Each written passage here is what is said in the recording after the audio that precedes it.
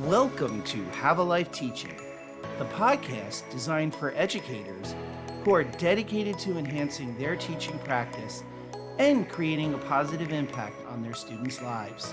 In each episode, we'll dive deep into the world of education, exploring a wide range of topics related to curriculum, instruction, and assessment in K-12 schools. Together, we'll learn from the brightest minds in the education field. So if you're a passionate educator who's ready to take your teaching practice to the next level, join us as we explore the exciting world of education. My name is John Shimbari, signing in and saying, let's have a life teaching. Hello, everyone. Welcome to another episode of the Have a Life Teaching podcast. As a consultant, when I do recommend that a school does a change or thinks about instruction or delivery of learning in a different way, I try to ground what I'm asking people to do in research, because before we implement things, we should be looking at their efficacy and how they're helping students grow and achieve. It's an important question for anybody doing professional development, that they're ensuring that what they're asking others to do, again, is grounded in that research. I'm really excited to be joined by Nate Hansford. He is a teacher of 12 years in Canada, an author, and he is particularly interested in how we can use meta-analysis of various research studies to really improve the quality of the way we teach. And the book that he is most recently author of, and this will go in the show notes, is The Scientific Principles of Teaching: Bridging the Divide Between Educational Practice and Research, a user-friendly guide for understanding research. So Nate, thank you so much for joining us today. Thank you so much for having me on your podcast. Pleasure. One thing I like to ask folks that come on the show is how what we're talking about became their area of focus within education. It's not a linear narrative, because normally I think a lot of the times when people are really interested in education research, they pursued it more through an academia approach, and that really hasn't been what I've done. But I was teaching in the far north of Canada in an Indigenous school that I felt was really marginalized by historical and institutional factors. And there was an achievement gap. My students were lower than I wanted them to be. And we started an RTI program. And RTI, I will admit, was part of what led me down this path. But part of RTI is you track the progress of your students. And I started tracking the progress of my students, and they weren't making the growth that I wanted to see. And I was just really teaching the way my teachers taught me. I wasn't really putting a lot of thought into it. It's almost an automated approach. I really saw teaching as being all about engagement. Thought as long as my students are engaged, they'll be learning. And that turned out to not really be true. So I went back and I started doing my literacy specialist and my specialist in special education qualifications. But I couldn't help but notice that a lot of the things that I was being told in my courses, they didn't seem to have citations for them. And there were a few things here and there where I was like, it just doesn't sound right. And in my course, I had a textbook that claimed that teaching students learn how to read too early it causes brain damage. Seems like a real strong claim. I can't see how it would cause brain damage. And it basically, it's a claim neuroscience studies show. I think that was basically the crux of the sentence. What neuroscience studies show? And there was no citation in this textbook presented by my university. And there was this big focus on learning styles. And I wasn't a real expert on education, but a learning styles instruction always seemed a little pseudoscientific to me, in that it seemed like they focused on these personality tests that seemed like really kind of bunk, for lack of a better word, like answer these questions and then your teacher will be able to teach you better. If you're a musical learner, is your teacher going to teach you history through song? Like I was a grade 11, grade 12 teacher at the time. I'm like, am I going to start writing rap songs for my musical learners in the class? It just seemed really impractical and didn't make a lot of sense to me. And then the other big one was the 3Qing one, although I'll admit that was the last of the three. But I just remember one of my professors at the time kept talking about 3Qing. And I just remember thinking, that sounds dumb. I'm not doing that. And that sounds really harsh, I know. And I don't begrudge any teacher who did that. I didn't like being told personally that I should be teaching kids to guess it by looking at the pictures, especially as like a grade 11, grade 12 teacher. I'm like, what pictures, and how are they supposed to use that in their like 100-page book? At the same time, I was really interested in the science of fitness. And that was just really simply, I wanted to get a bigger bench press. I was working out a lot and I wanted to work out. So I was reading all these authors and bloggers in that space. And I found that for whatever reason, the fitness space was kind of ahead of the education space. There was this real focus on evidence-based practice and fitness. There's always authors talking about meta-analysis and how we can use meta-analysis to improve exercise results. And I just didn't really see a lot of people doing that in the education space until I came across John Hattie. And truthfully, John Hattie's work was really inspiring to me. And he was the first person I saw really look at education with that meta-analysis lens. And I thought it was game changing. I started my own podcast mostly out of frustration, out of seeing things in education be talked about as sort of gospel, for lack of a better word, without really any evidence. And also seeing things that seem to be really well evidence-based never get talked about or be put down. That led to starting a blog, and that led to doing some original research or trying to do original research, and then writing some books. You already talked a little bit about learner styles as being debunked, or learner preferences as being somewhat debunked, and how doing this work got you to start your own podcast. So I'm going to amend the next question I was going to ask, and it's going to be a two-part question. So my first part of the question is, what practices do you see out there that maybe you're talking about on your podcast? And please tell us the name of your podcast, aren't really grounded in best practice or in best research, number one. And number two, why should we care? Why should the rest of us educators out there really care about grounding our work in school improvement, anything we decide to do, around taking that extra step and finding the research basis for it? Well, first off, I'm going to apologize. I'm going to be a little pedantic and philosophical here for a second, but I think in education, when we do go into evidence-based practices, we often, I think, kind of talk about things in this dichotomous lens, especially if we're bloggers and podcasters, and because we're teachers, we're not trained in science per se. I definitely wasn't. And I think that could be the wrong way. Like, I often hear people be like, basically say, this practice bad, this practice good. But in research, firstly, we tend to look at things in terms of degrees of probability. So when you listen to like a scientist talk on education, they don't tend to say like, this is a bad pedagogy and this is a good one. They tend to say statements like, this pedagogy has strong evidence supporting its efficacy, and this pedagogy has poor evidence supporting its efficacy.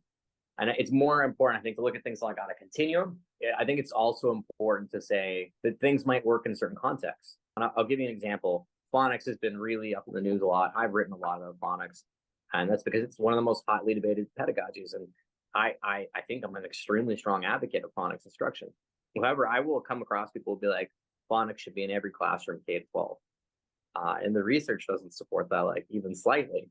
And I say that as someone who's written whole books, basically being like, everybody should teach phonics in a certain context. So I think we got to always be careful to look at the context.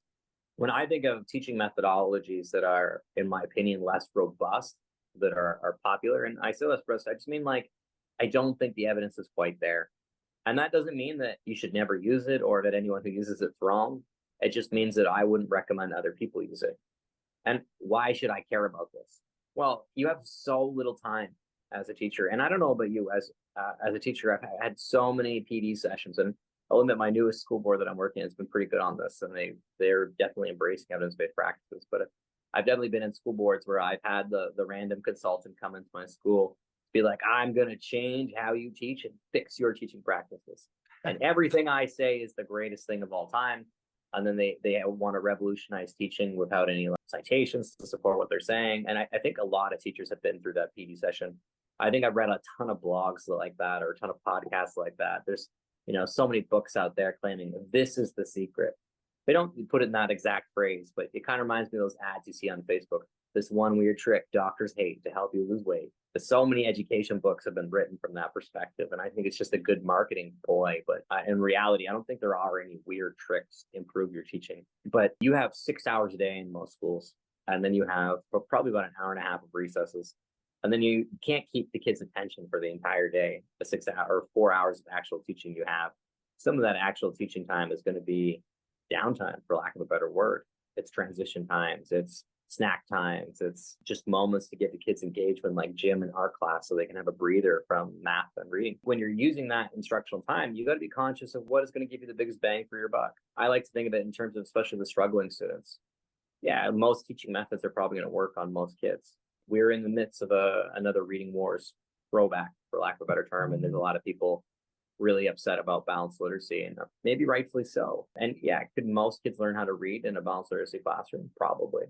But could some of those students learn how to read better in a quote unquote science reading approach? Probably. And are we going to miss some kids using that sort of whole language balanced literacy approach? I would argue we are.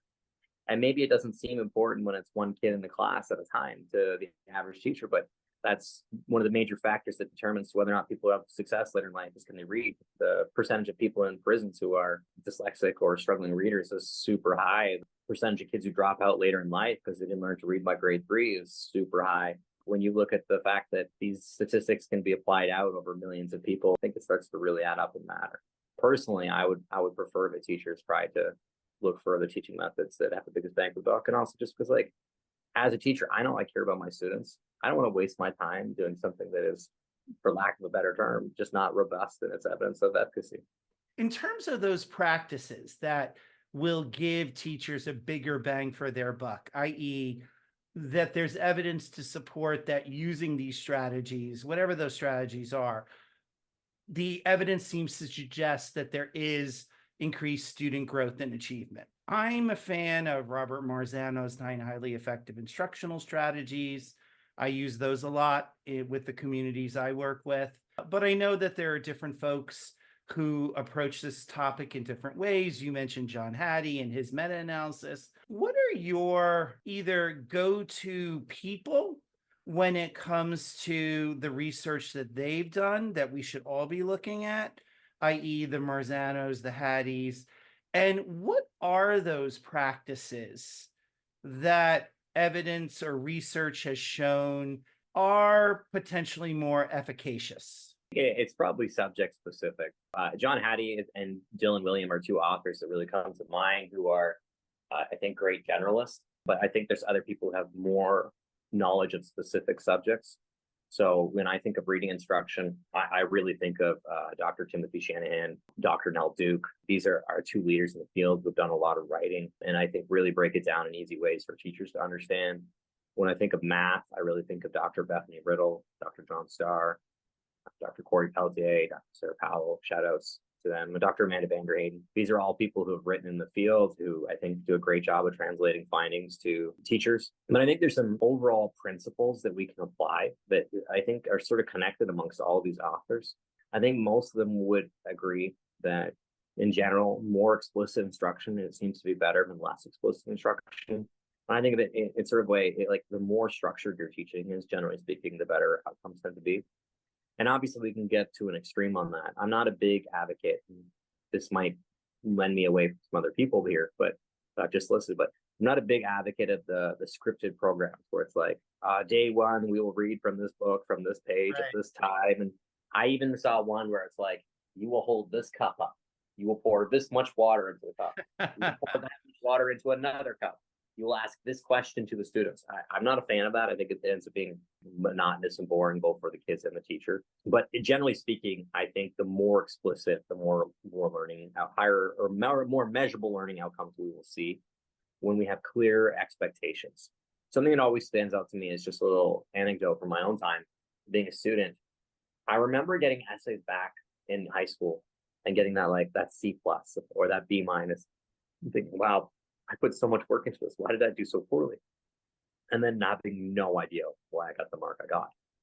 You would just see some vague scribbles all over the page, showing some grammar mistakes, and then that would be your grade. I think the more clear our expectations are, the more our students are going to meet them. I think our students want to be successful. I think if our students aren't succeeding, oftentimes it actually kind of comes down to the expectations weren't communicated clearly enough to the students.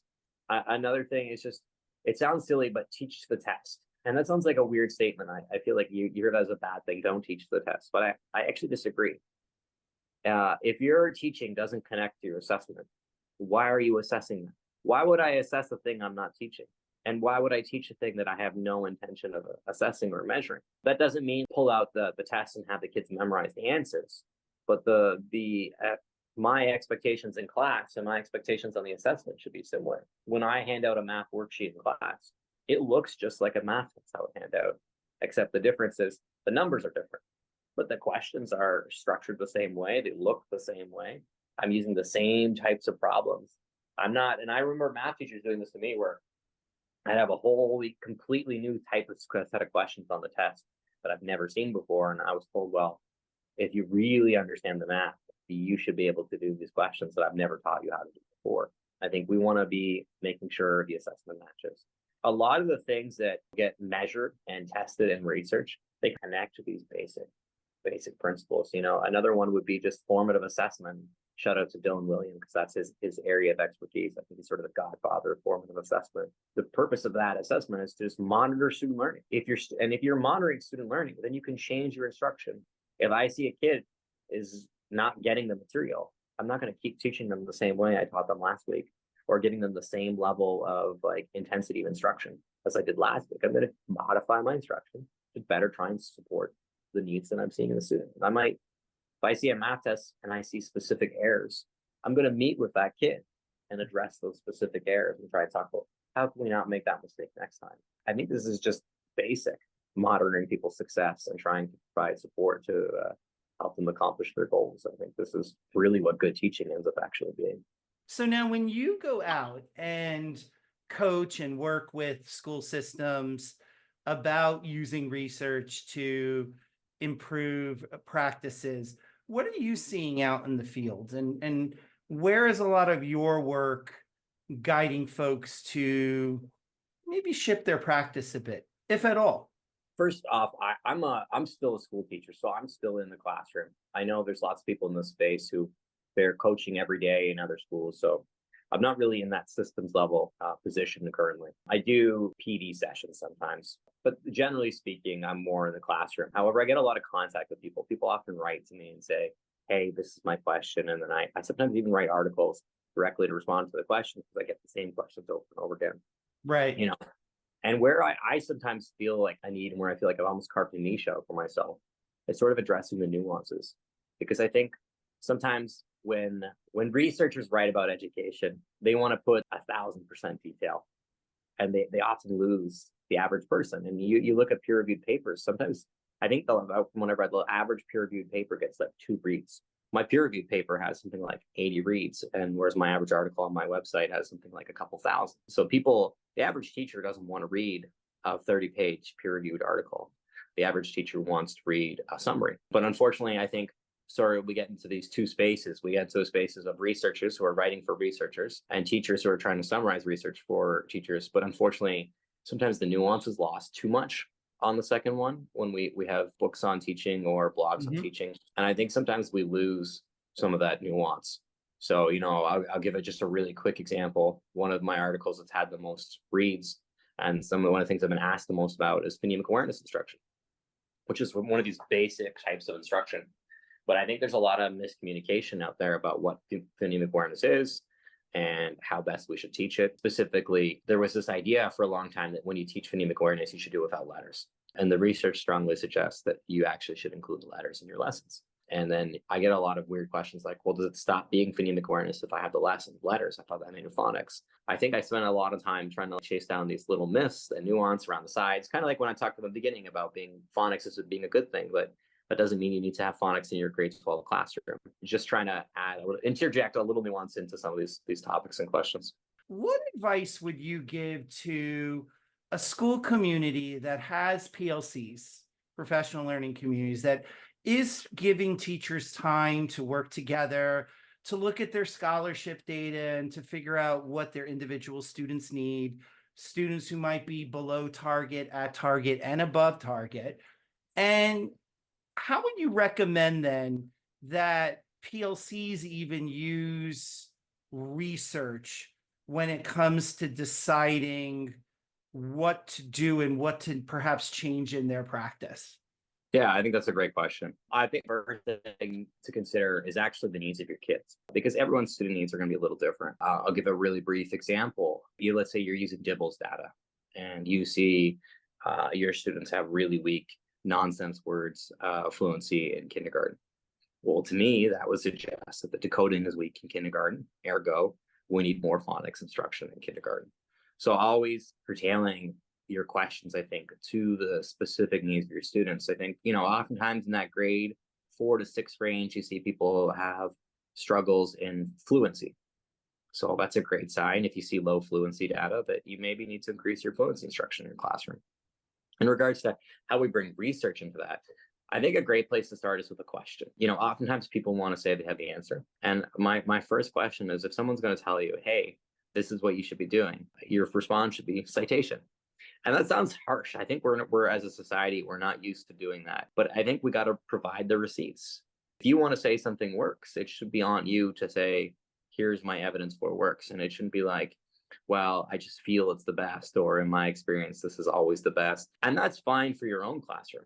There's tons of things I do as a teacher that are like just based on personal experience. But I don't go out there and suggest everybody do those things because it's, in my opinion, my thoughts and feelings the best. I try to, when I present on topics, I try to stick to what I could demonstrate with research might be effective. Nothing is absolute. Research is on a continuum. It's not a binary. But when we look for research too, it shouldn't be necessarily a qualitative paper or one single paper even. I would suggest either a large scale RCT or a meta-analysis. And then the next question I would ask is, well, what was the effect size in that research? Which I think most teachers are not necessarily familiar with, but it's a pretty simple metric. It's basically a standardized percentage meant to measure how much impact did that intervention have? How much did it improve learning? We could have a whole long nuanced discussion of this or an argument about it, debate, depending on your position. And Dr. Dylan William and I had, I think, an hour and a half chat about this topic alone on my podcast. But generally speaking, I think a good rule is if you have a meta-analysis or a large-scale RCT showing an effect size above 0.40, that's pretty strong evidence that it at least might work. Maybe it's not the most robust evidence, depending on the quality of the RCT or the quality of the meta-analysis. But in general, that's a pretty good rule that this might be an effective teaching method. So if you can find a meta-analysis or an RCT showing an effect size of 0.4 or higher on the teaching method you want to use, I think that's phenomenal. And I think people should not be afraid to look in. There's definitely a debate, even amongst researchers, on whether or not teachers should be trained on research. Because some people think that, well, teachers don't have enough training to understand research, ergo, we just have to listen to the experts. But as a teacher, one, I kind of find that condescending that we're told, oh, you're not smart enough. Just go be cute in your classrooms. But I think that if you don't even have the ability to understand the very basics of research, you don't know when someone's full of bunk. You don't know when someone's lying to you. As a field, went through this weird phase for the last 20 years, I think, where very pseudoscientific practices got really popular in the field of education, both for literacy and math. And I think we're seeing a strong pushback against that now. And I'm really happy, especially in the last 4 years, I've noticed a huge growth in evidence-based instruction. And I see a real shift, a real paradigm shift, to the point that I have coworkers making comments to me about their favorite researchers, and I'm being handed science of reading books at my local PD session from my school board. 5 years ago at a different school board, I don't think I would have seen that. It is a paradigm shift to go towards evidence-based. So I'm really, really pleased that that's happening. But I think if teachers don't understand evidence, we could very easily slide right back to where we were. And I think where it came from is this stage on the sage model of I'm the expert, I tell you what's right. But unfortunately, if you don't have any knowledge on how to determine who's presenting good information, you're probably just going to pick the person who's the best speaker. You're foreshadowing something else I wanted to ask. And you had said in your previous response that we do need to let teachers be doing the research, not just accepting blindly research given to them. But time is limited, right? When they are Absolutely. teaching. Two-part question. For busy teachers who don't have the time to really get into the weeds of where to find good research on best teaching practices, where would you recommend they start? That's number one. And then the other part of my question is, what could administration or should administration be doing to help teachers get more competent in finding research and acting on research when it comes to pedagogy or curriculum writing or assessment for that matter? That's a great question. I want to recommend a variety of sources. I'm going to do a very quick shout out of my own book. I actually don't like shouting out my own stuff too much. A big focus on my book, The Scientific Principles of Teaching, is just on how do you understand evidence as a teacher? How do you interpret research? So while my book does try to provide a summary of research on both reading and math instruction, it starts off the book with 3 chapters, just giving you the basics on how do we read research as teachers? Then, it goes in later and more depth on how to apply that. If you don't want to learn how to read the research yourself, There's definitely some sources I would recommend that are good at summarizing it. John Hattie has an excellent website called Hattie Meta X.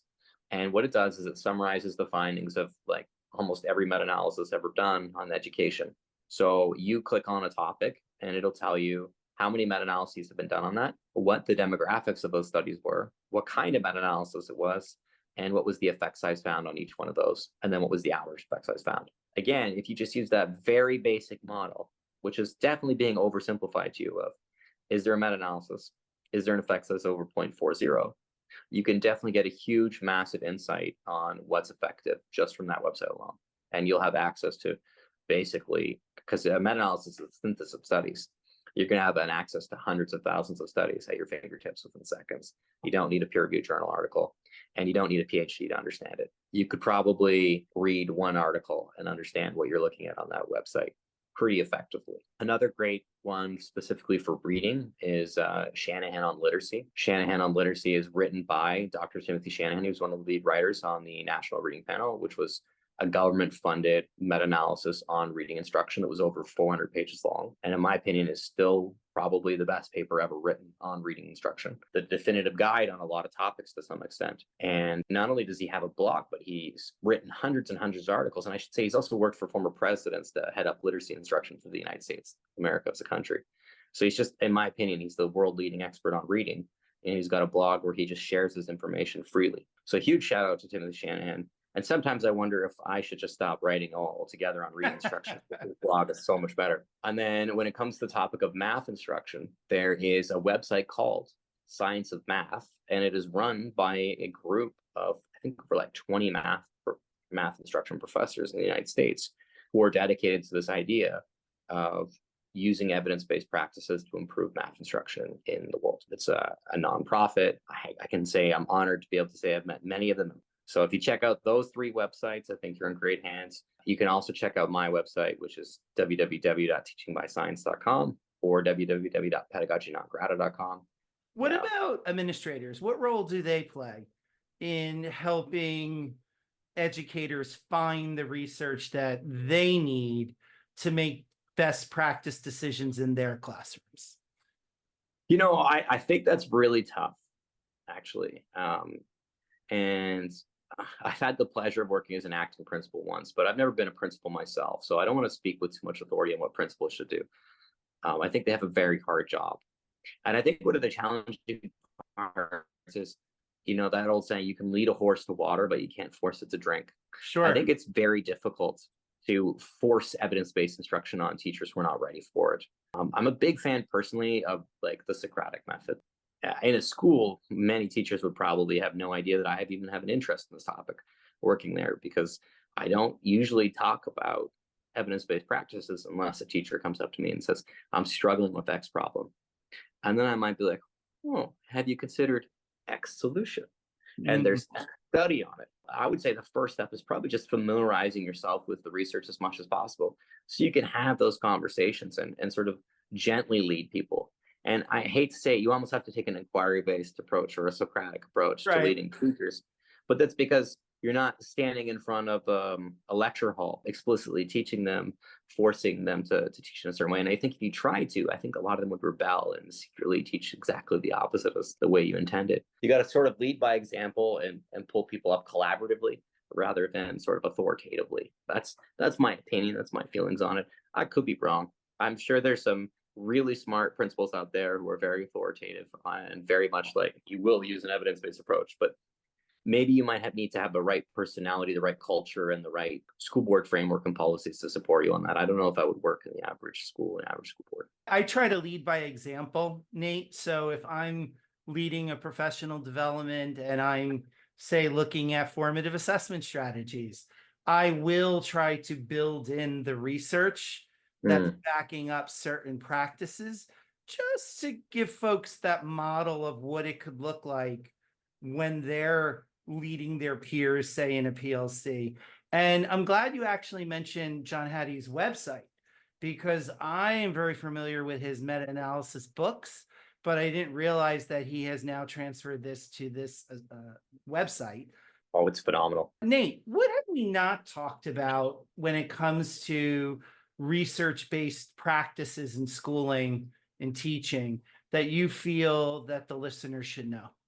I'll give one very basic answer on just how we analyze the scientific research. And I've given this example quite a few times, but I think the media has done us a disservice in how we review research, not just in education. The media tends to report on the newest study as if it's authoritative. And then, we get this weird thing where, like, I'm sure you've heard this, where someone will say to you, one study says eggs are good for you. One study says eggs are bad for you. I have no idea. I guess science is whatever we want it to be.